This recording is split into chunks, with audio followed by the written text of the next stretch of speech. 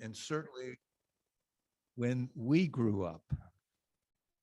But now there's about a quarter that of the country that are unaffiliated, and over 40% of the young people.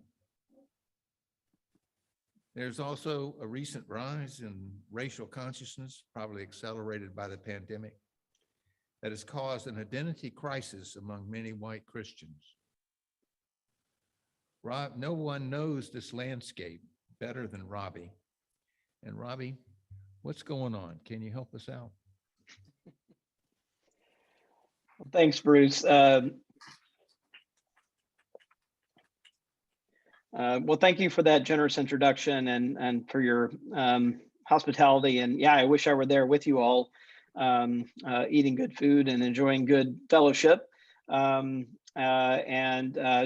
tells me that there's a lot of Midwesterners in the room, or at least former Midwesterners in the room. My wife's from Chicago, so hats off to all Chicagoans in the room, and I spent some time in Missouri, as Bruce said. But my roots are, as Bruce said, you're deep in the South. I did grow up as a Southern Baptist in Jackson, Mississippi, for the most part, and then have 6 generations of my family, they'll go back in and around Macon, Georgia, in middle Georgia, mostly in Baptist circles with a few Methodists thrown in, but mostly Baptist there. And the other thing I'll pick up on and say is that, so my job, so PRI is a nonpartisan, nonprofit, independent research organization. So this talk will be very much in that spirit. And I want to, think of this as taking you on a little tour of the current religious landscape, and with a little bit of how this, the religious landscape and the divides by race and religion are structuring some of our political divides as well. It's kind of interesting that, I will try to be a faithful guide and kind of being descriptive and kind of just laying out the lay of the land. Realizing that, I'm talking about all the things you're not supposed to talk about in polite company in and around tables, right? Religion, race, and politics. But we'll do it in a way that I think will just help us understand what's going on. I think many of us are, perhaps scratching our heads at the visceral coarseness of political conflict, cultural conflict, racial conflict in the country today. And so I think part of this talk, I hope, will maybe just demystify some of that and to kind of expose some of the roots and kind of why we are seeing this today, what's happening now, why now. And part of it is just because how some of the rapid shifts that we've seen in the country. So I'm going to take you on I'm going to turn on some slides so I can take you on a little tour of the data. So it'll take up the screen. You won't be able to see me. I won't see you but I'll pop back on it at the end.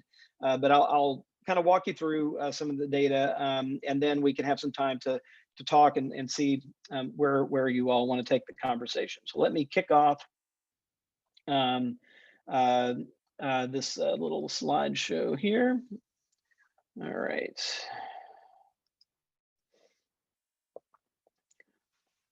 All right. Well, I titled the talk tonight, "Why Religion and Race Are at the Heart of America's Identity Crisis." I think we've all experienced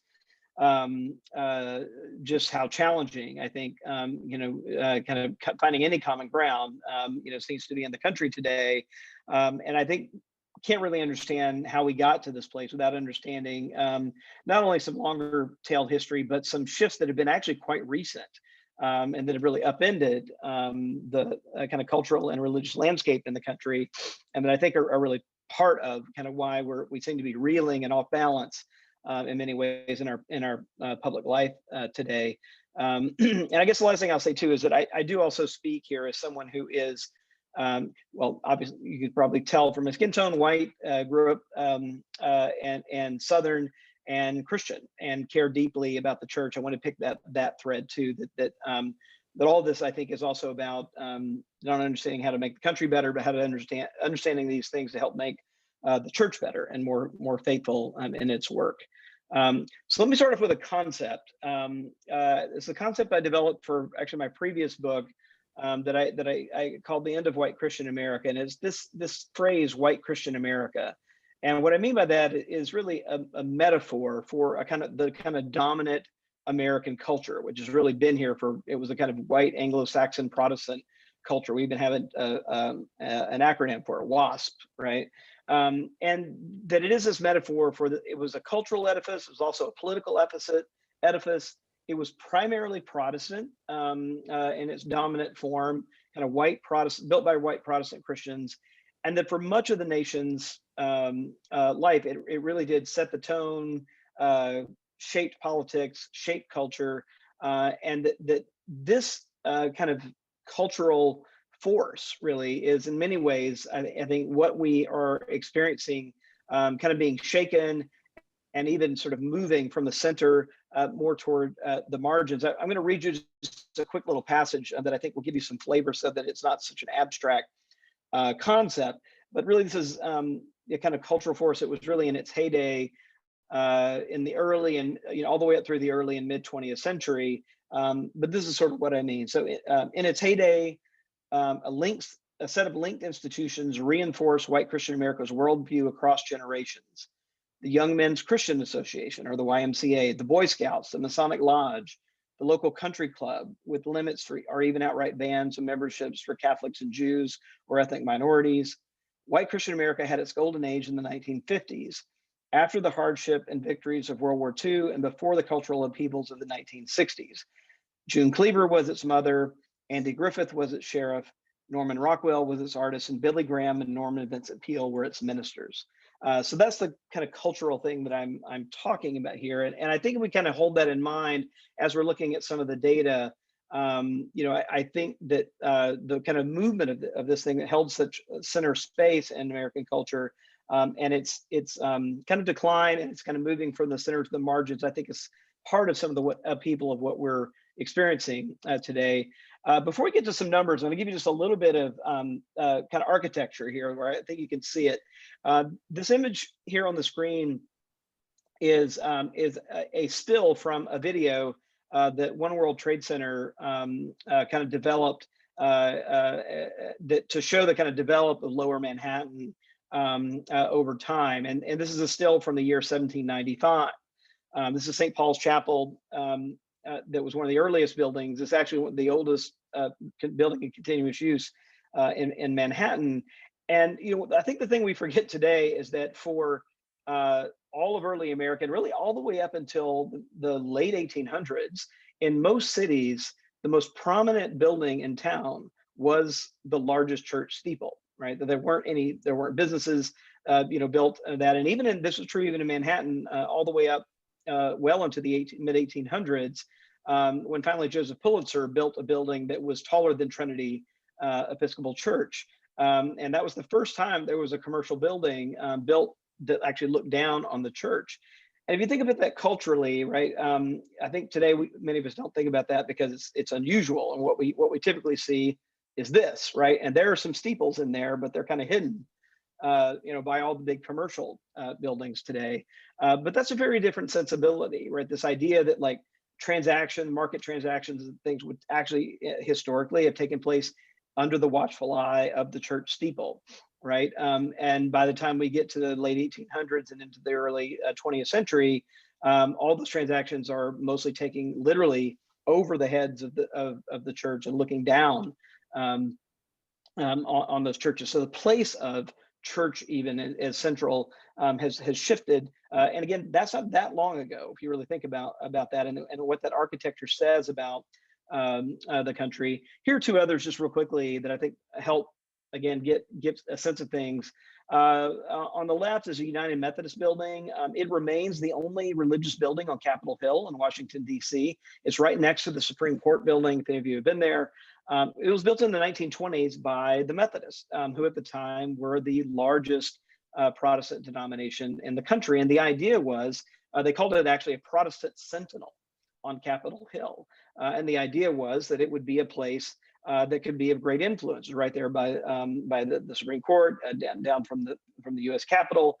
They even had residences built into the building, thinking that elected officials might rent space there and kind of rub shoulders with religious leaders day in and day out. So it was really built to be a kind of thing of political influence. The one on the right is the Inner Church Center in New York City, is next to Riverside Church there in near Union Seminary. But this is building built in 1960. It was a $20 million building in the 1960s, partially funded by the Rockefeller family. This is like a limestone clad building. It's very sleek, and it at the time was quite the edifice. It was built really for the National Council of Churches, which is the umbrella group over the mainline Protestant. So Episcopalians, Presbyterians, the United Church of Christ, and others built to house those denominational structures and the offices for the National Council of Churches. Both of these buildings never quite realized their glory, but they did have a kind of heyday.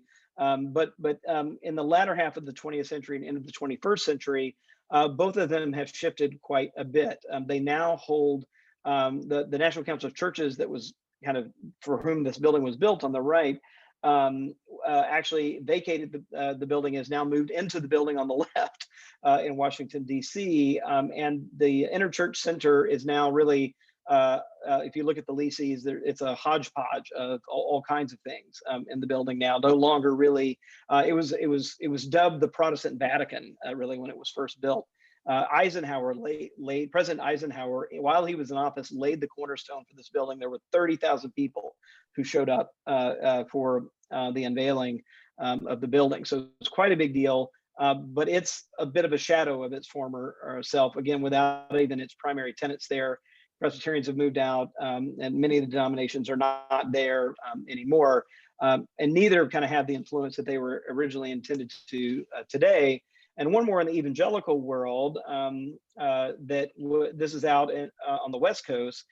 This is the Crystal Cathedral, founded in 1980, and it was this massive glass cathedral, and it was a white evangelical Protestant church.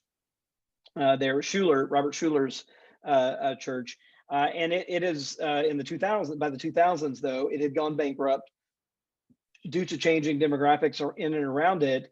It today has become a kind of multi-racial, multi-ethnic Catholic cathedral, right? So that's another way that this is kind of this vision of a kind of dominant kind of white Protestant world has really shifted as the numbers have shifted.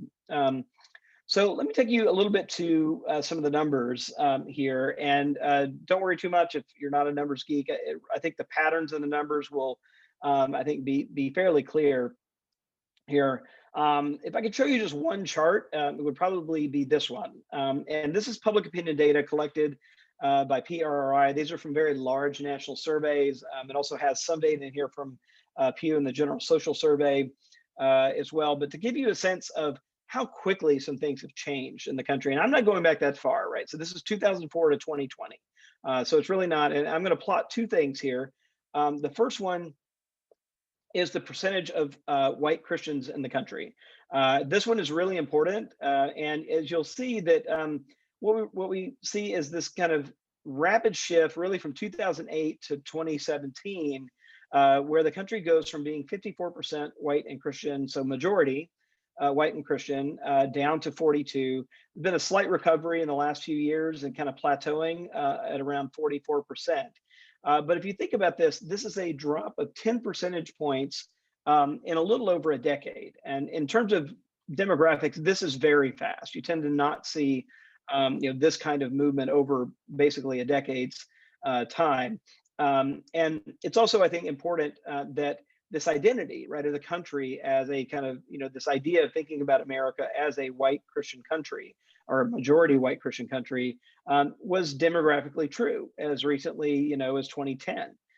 But as we see this movement really in the last decade, the country has moved from being majority white and Christian to no longer majority white and Christian. And I think the fact that this happened during the presidency of our first African-American president also sort of just drove home the point of how much the country is changing. We had this kind of symbolic presence of an African-American president in the White House, and then we had these demographic shifts happening in and around behind it. And then one other piece, just in terms of cultural, attitudinal change, is if you kind of plot on top of this, the shifts in views around same-sex marriage also shift quite dramatically in the same time period, right? So there's a kind of cultural whiplash, I think, that is happening here. And it's kind of what I want to, one central point I'll make tonight is that I do think that we're reeling in many ways from very dramatic changes in culture, in demographics, in the country. And so if you kind of think about this, in 2008,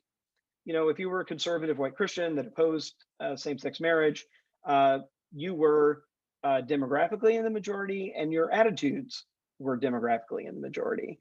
Roll it forward just 8 years later, and all of a sudden you are no longer the demographic majority, and the attitudes around same-sex marriage have actually flipped from 40% approve to 40% only disapprove, and 60% approve. And then those numbers have continued to just move. So part of it, I think, is just this big cultural shifts, demographic shifts that have to do with race, religion, I think are behind the things that we're experiencing today. So here's what the country looks like in terms of race and religion. I should say that I did not divide the country by race and religion just for this presentation. It's actually a fairly standard way that social scientists across the board, from Pew to university scholars, look at the religious landscape. And it's because that on the ground, the divisions between denominations tend to run along racial lines. So we tend to divide groups up when we're looking at them sociologically into those groups. I'm going to unpack this in a minute, but for just to see the big picture here, I've kind of grouped together all white, non-Hispanic Christians. This is Protestants, Catholics, non-denominational of all kinds here. And there's that 44% number from the trend.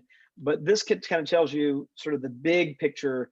About a quarter of the country are Christian but non-white, either African American, Latino, Asian Pacific Islander, Asian American Pacific Islander, or other. About 5% of the country is other religions. That's Jews, Hindus, Buddhists, Muslims, all together. Only 5 or 6% of the country, depending on the survey you're looking at.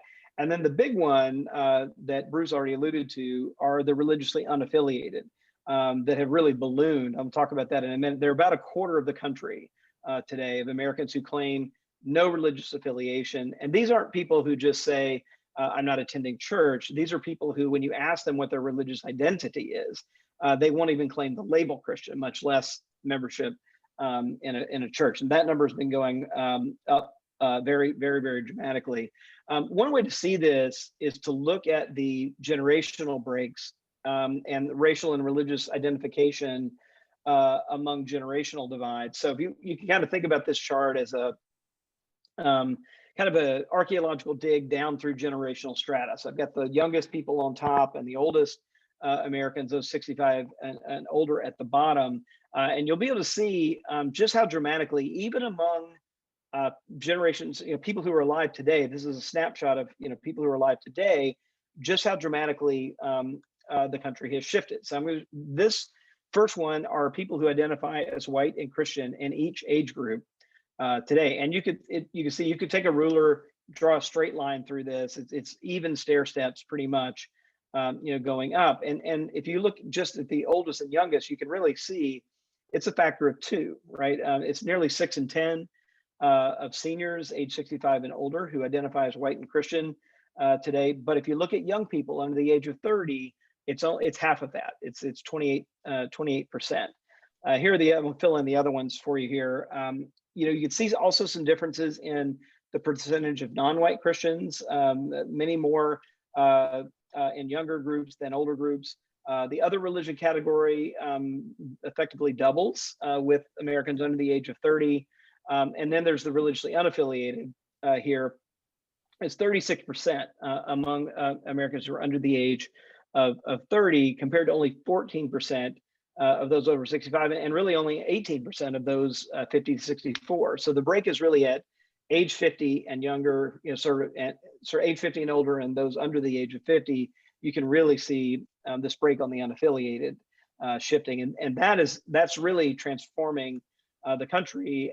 One question I often get is, well, how different is that than the past? And the answer is dramatically different than the past. So this chart shows you the proportion of people who are religiously unaffiliated by age cohort in essentially 10-year snapshots. In 2016, it's 38% of young people who are religiously unaffiliated.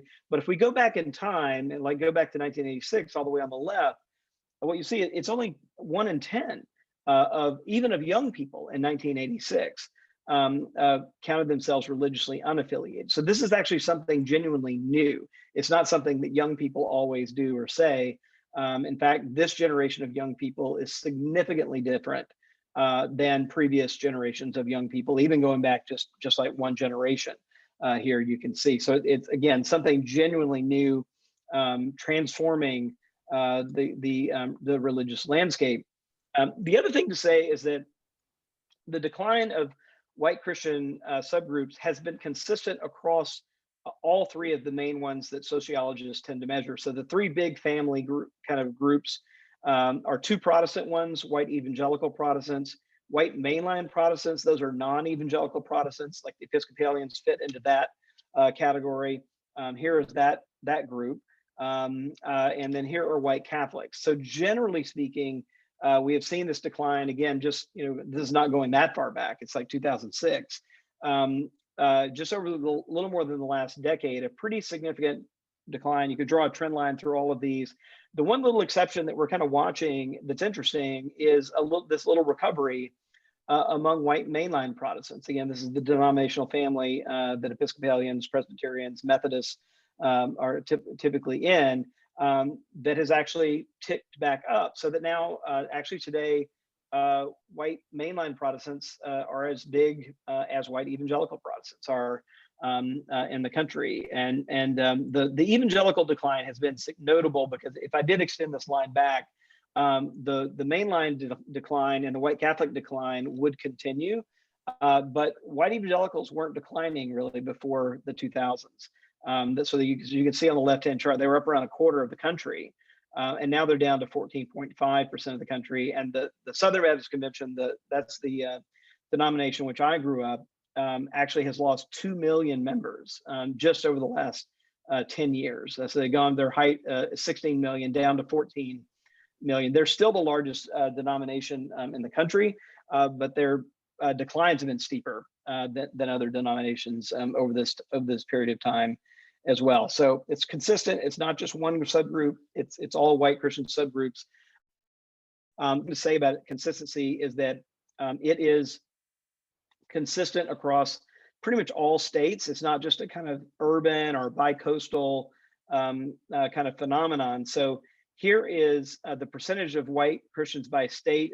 It's a heat map, and basically the bluer it is, the higher the percentage of white Christians.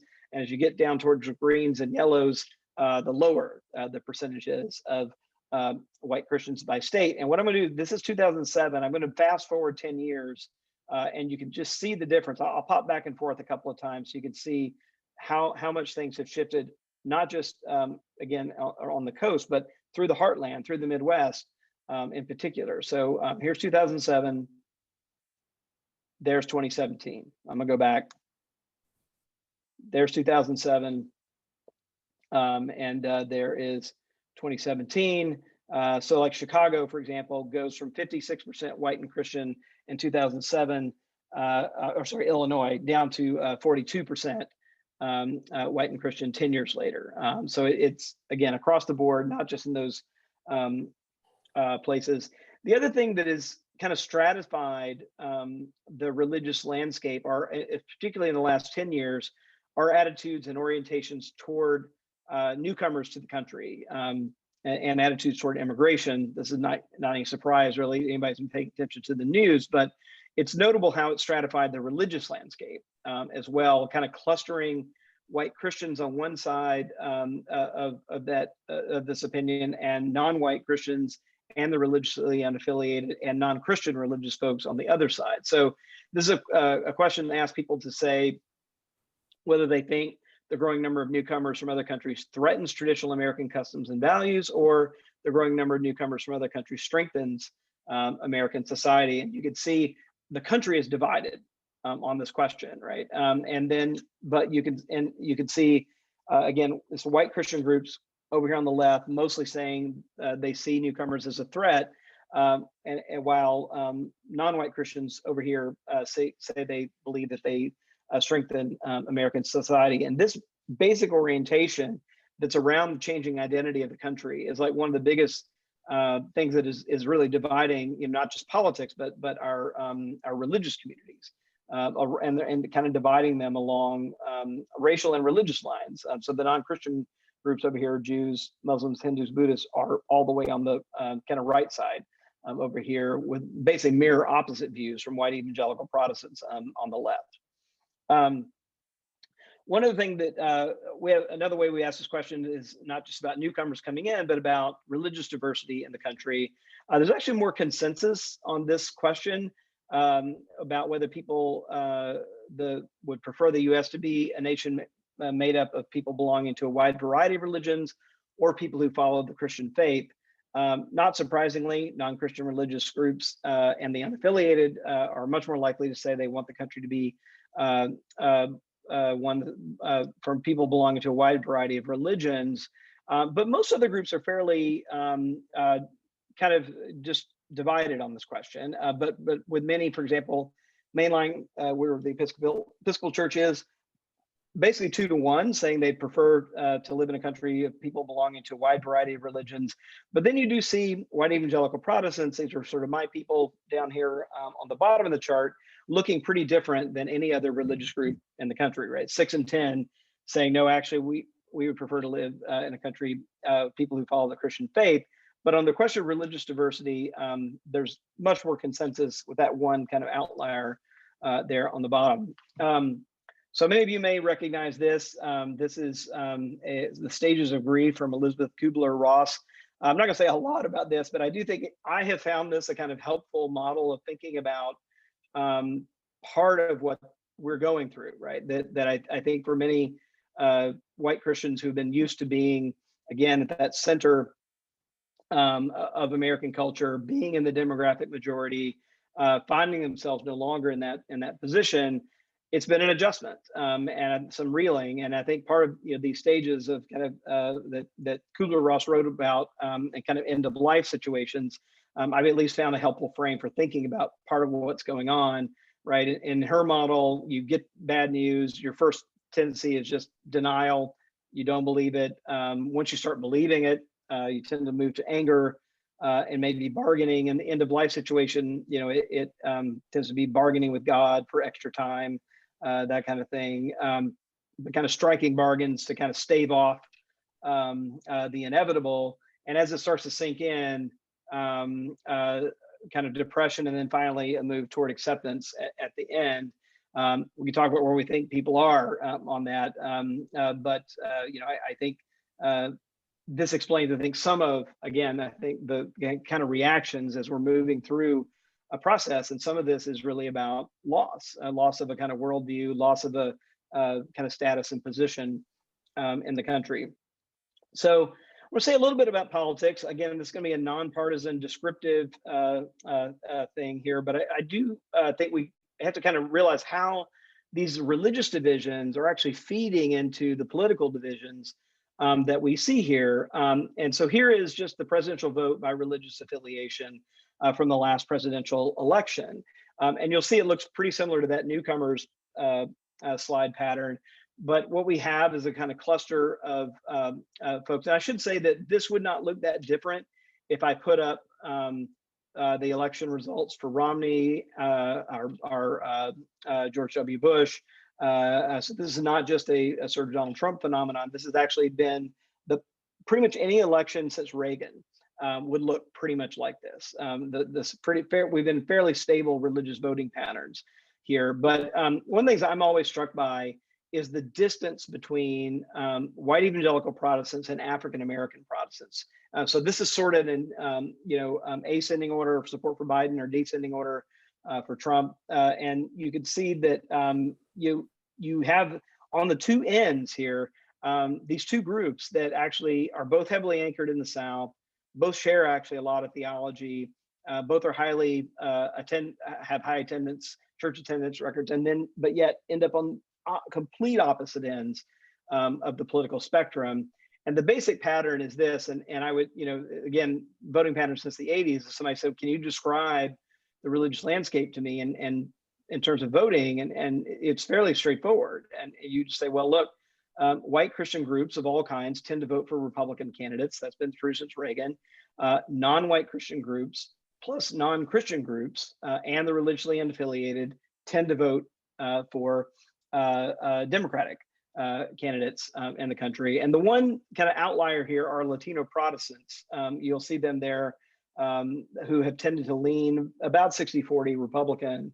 And part of that's because they are evangelical and tightly connected to the white evangelical community there. But that's the one exception to this kind of pattern that we see over and over every election cycle, right? Whether it's congressional, presidential, and again, from Reagan forward, it's a really long pattern.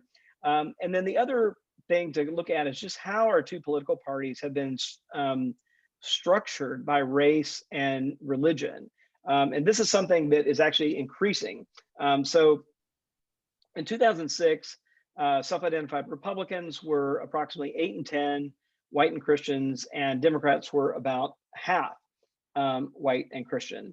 But if you look at these same numbers from 2020, you'll see that the gap has gotten bigger, right? So Republicans have become more diverse, but still about 7 and 10 white and Christians. But now Democrats have dropped to 4 and 10, white and Christian. So there's just a big gap here, and you'll see the religiously unaffiliated there, affecting both parties, but particularly affecting the Democratic Party. And so part of the challenge, I think, that's making our politics so difficult is that we have these other tribal identities that are very visceral, right? Our kind of religious identity, racial identity, that have now been kind of increasingly melded or mapped onto partisan identity that I think makes things very, very difficult when those three things get kind of locked together.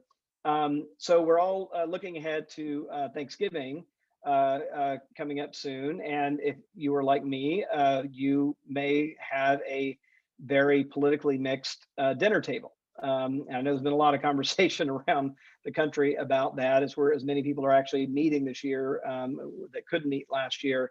And so we asked the question, actually a couple of years ago, this is from 2019, about and just like how bad is partisan antipathy, and is really what this is trying to get at.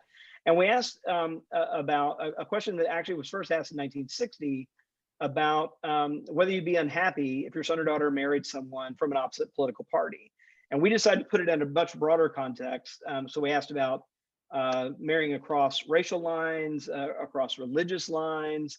And what's kind of notable here is that the kind of different race, different religion, or kind of the second and third from the bottom, those used to be huge, right? I mean, these were, talk about splitting families and fights. If you're Protestant and you married someone Catholic, if you were are Catholic and married someone Jewish, if you were white and married someone Black, these would be just huge things. Notably, for neither Republicans or Democrats, or for Americans as a whole, very few say today they'd be very unhappy about that. And in fact, the partisan divisions are bigger than those divisions today. So, what we find is that 35% of Republicans say they'd be very unhappy if their son or daughter married a Democrat, and 45% of Democrats say they'd be very unhappy if their son or daughter married a Republican. And you see the other two are about gender, sexual orientation, gender identity up there, big partisan divides there. But I think what's notable here is kind of seeing partisan divides in context, right? That they have outpaced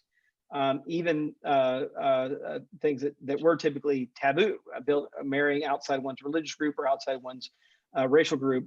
Party is bigger than that today in terms of divide. And if I were all there together, I'd let people guess what the percentage of Democrats who said this about Republicans and vice versa was in 1960.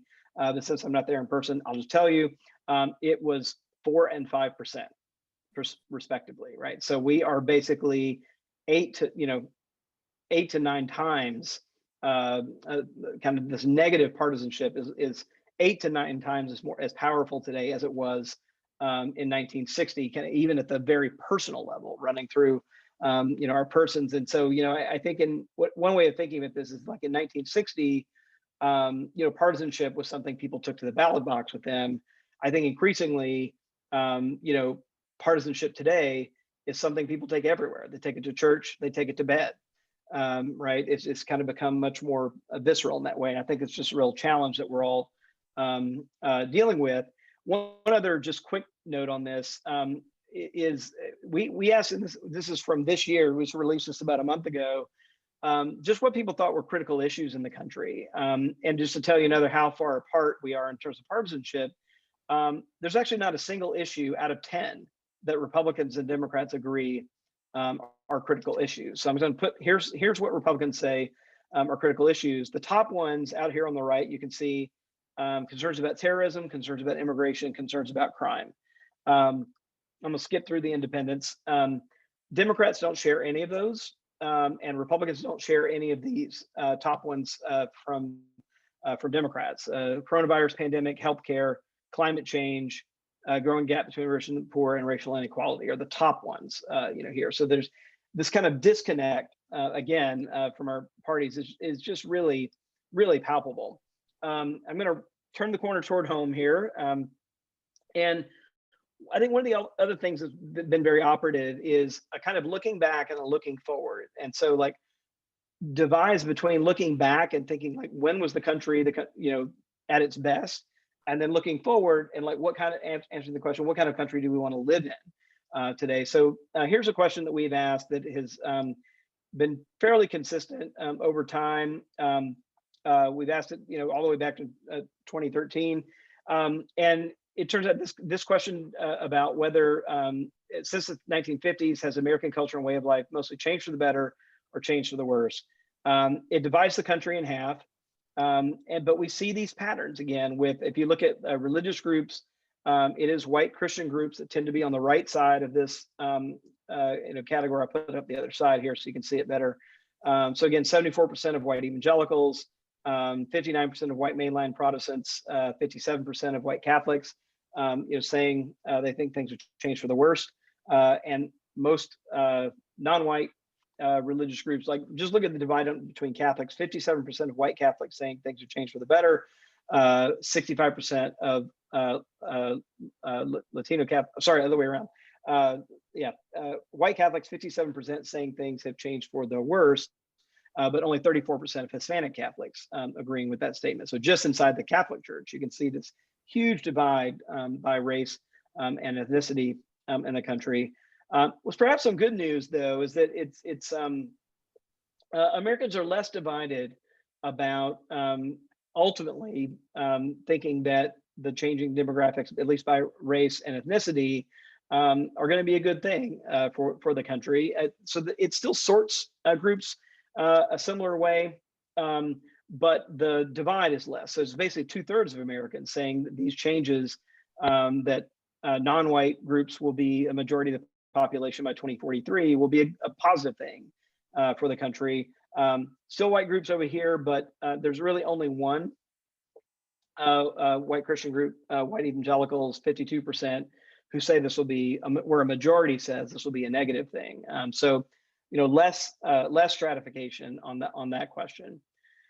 So I'll close with this ahead of Thanksgiving. The one on the left is an image probably most of you recognize. It's Norman Rockwell's painting, and the one on the right is an artist's rendition, kind of redoing it with a kind of more diverse group of people at the table, and a man in the apron, right, instead of a woman in the apron, kind of handing down the turkey. And I think in many ways it is the challenge we're having. I think in many ways is re-envisioning or thinking about who's an American, what counts as being American, who should we be as a country, are really, and that our religious divides and our racial divides are feeding into this, into these differences. And the last thing, since we're here with a church group, I thought I would end with something that's kind of stayed with me. And this is a little text here, and maybe this kind of be a good place to jump off to for conversation. But this is from H. Richard Niebuhr. He is Reinhold Niebuhr's less famous brother. Both taught at Yale and taught in the Divinity School. And this is a piece from a book called The Social Sources of Denominationalism, written in 1929, so nearly 100 years ago. He's focused on the problem of denominationalism, that is the kind of splitting of Protestant churches into Episcopalians, Methodists, and Baptists, and et cetera. Before I get to this, I'm going to tell you a quick, actually true story. It sounds like a joke, but it's not only race. I haven't said a lot about class, but it's race and class really that have stratified the U.S. System. I certainly know that. So as a Baptist in Mississippi, that we very consistently looked down upon those Nazarenes and looked with little aspiration across the street to the Methodists, because we knew they were slightly more white collar than we were. And so upward mobility kind of meant that way. A friend of mine actually, who's Presbyterian, told me that his grandfather told him the story when he asked his grandfather how they became Presbyterian. His grandfather said, well, your great grandfather was a Baptist, but he made enough money that we get to skip Methodist and go straight to Presbyterian. So it's actually a true story there. But so he's writing in that context, both at race and religion, but it's something that really has stayed with me. So he says this, I've got the kind of larger page here on the left, but denominationalism in the Christian church is such an unacknowledged hypocrisy. It represents the accommodation of Christianity to the caste system of human society. The divisions of the churches closely follows the division of men into the caste of national, racial, and economic groups, and we might add political groups. It draws the color line in the Church of God. So I thought I would just stop there, right, and have us wrestle a little bit with what we make of, like, that's the picture of how all this kind of intertwined and I think exacerbates the kind of the religious and racial divides, exacerbate, I think, in many ways the political divides and feed them. And as church people, what might we do? What might we do? What might we think about the place we find ourselves?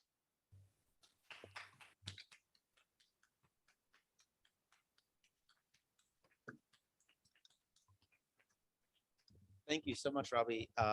Tons to chew over, tons to think about, and I'm sure you guys have a bunch of questions. So we have about 10 minutes, so I'll start over here.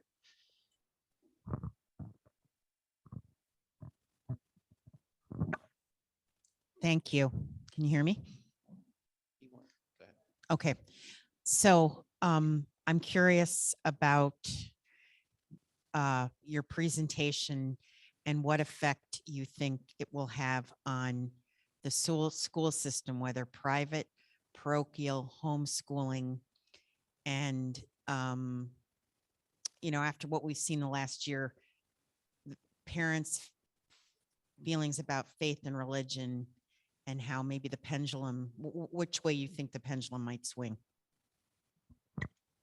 Yeah, well, I can say a little bit about public schools and what the data says about that. And I actually, oddly enough, so I'm 53 years old, and I actually experienced the integration of our desegregation of our schools in the Jackson, Mississippi public school system in 1976. Now that's a good 22 years after Brown v. Board of Education Supreme Court decision, but that's how long Jackson, Mississippi, drug its feet in doing it. And what I ended up experiencing is that desegregation in elementary school that lasted up through the 80s when I was in high school. And by that time, our schools were 50-50. And what I can tell you today is that my high school in Jackson, Mississippi is now only about 4% white. And that's been because there's been basically a second white flight out into the suburbs as a response of that to that integration. What the national data tells us is that we basically hit a peak in the 80s and early 90s with actually successfully desegregating public schools, and we've been losing ground ever since then. All right, hang on one second.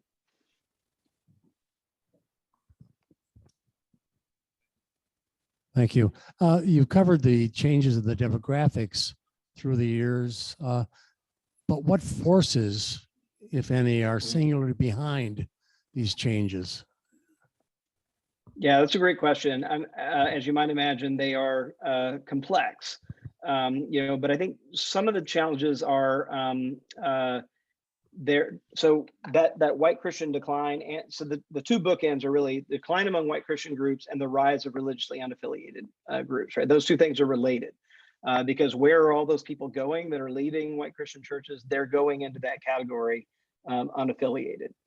So that there's been a kind of exodus, movement kind of building there. And it's also been among young people.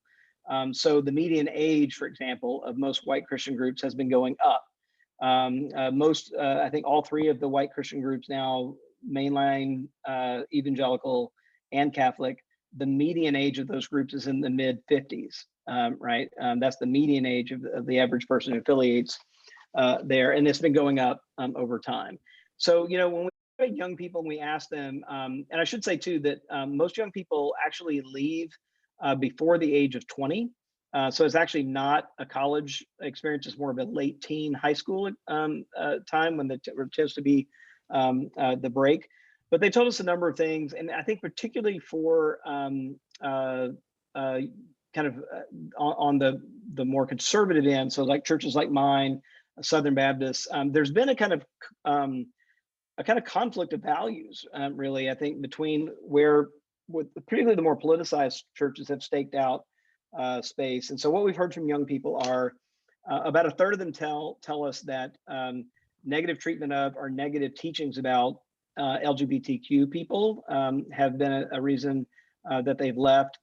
That chart I showed you with acceptance of support for same-sex marriage, going up, it's about 2/3 of the country now that support it, but it's like 85% of Americans under the age of 30 support same-sex marriage. So that's a nearly consensus issue. And for churches that have taken a different position on that, it has turned out to be kind of a friction point.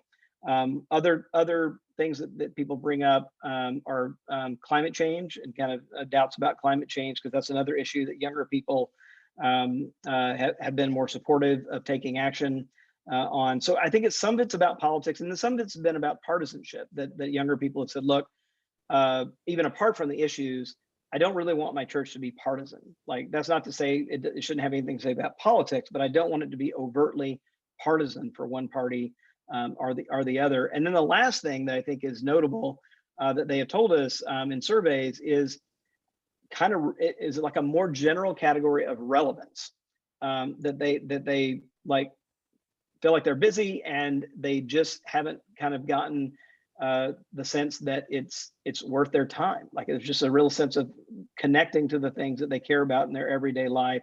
It doesn't seem like it makes that connection for them. And so it's kind of a hodgepodge of things. The only other thing I would say here too is that we did see among the last kind of generation 40 and under, that the rise of divorce actually was a role here. And as you can imagine, and particularly joint custody arrangements, right, where you go back and forth from one parent or the other. And what that has done is, I think it has made it harder if a kid doesn't know they're going to be at this church on this Sunday every time. It becomes harder to kind of be consistently connected to a religious community. So that's actually another piece that we've had people kind of cite in surveys, that kids who grew up with joint custody arrangements where they were kind of back and forth, it has kind of loosened that connection to a particular religious community.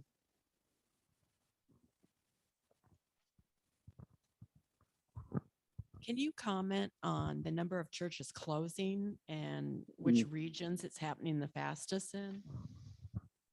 Yeah, this is so at churches either closing or consolidating, seminaries closing or consolidating as well, is a huge, like Episcopal Divinity School, right? In the Episcopal Church, basically merged with Union Seminary now. So it is now the Episcopal Divinity School at Union, because they're sharing a campus, and it actually was a win-win because Union was struggling too. right? Because of lower funding and fewer students. It's interesting that there are, I think, some of it is less pronounced in the deep South, but I think it's just a lag here because that decline has only been in the last 10 years among white evangelical Protestants. I think we'll actually see that happening. The other thing that has happened is that we have seen a little bit, even though the numbers of attendees are shrinking and the number of affiliates are shrinking, we're seeing to some extent what's happening is larger churches are kind of mopping up some smaller congregations as they're closing. So we've actually seen congregations closing, but it's still the case that only about 10% of America's congregations are like mega churches that have, thousands of members. But the average congregation size of those churches has actually been going up, and it's partially been because as smaller churches are closing, that's where people are kind of ending up.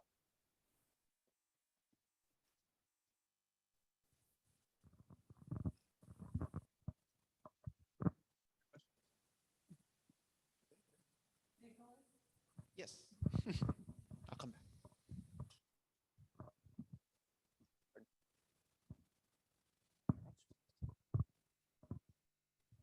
Any difference between men and women? Oh, yes, that's important. Well, women are still keeping churches afloat.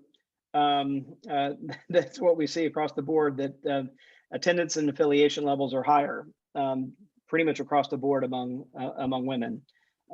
It's less, that difference has kind of dissipated among younger people, but among kind of older Americans, that has historically been true, and that's still true among those who are affiliated today. But there's not a lot of difference under the age of 30 gender, in terms of gender.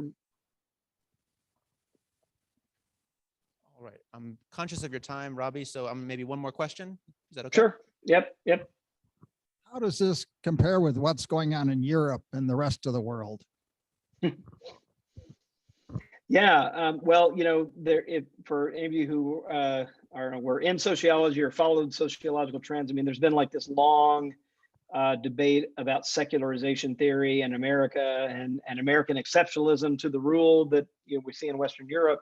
And so, I sometimes say, look, for American audiences, for me to say, if I say, look, the number of religiously unaffiliated people in America has quadrupled since the 1990s. It was in single digits, 5-6% in the 1990s. Now it's a quarter of the country. Like, Americans' jaws dropped when they hear those numbers, because they're start from the American context. If I went to London and gave this and gave that same statistic about British churchgoers, everybody would think, like, where did all those religious people come from, right?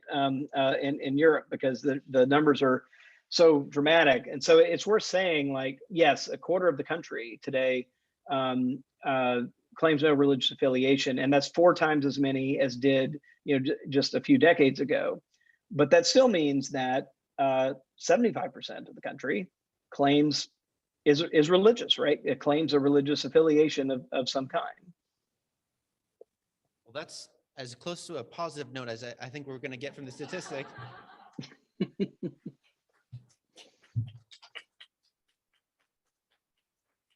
Well, thank you all again. I really enjoyed being here, and wish I could be there in person, but thanks for piping me in. Absolutely. Thank you for all who came out tonight, and a big thank you to Robbie for being here for this evening, opening up some interesting avenues of thought as we consider the changing landscape of religion in America. Next week, for those of you who are here, Thanksgiving, so we're not going to have our normal Thursday evensong. I know you'll be disappointed, but enjoy your turkey. And then in 2 weeks' time, we'll come back and do our normal Thursday evensong, dinner, and formation. Let's close with a word of prayer. O Lord, support us all the day long until the shadows lengthen and the evening comes and the busy world is hushed and the fever of life is over and our work is done. Then in thy mercy, grant us a safe lodging and a holy rest and peace at the last. Amen. All right. Thank you very much. Thanks, Robbie. So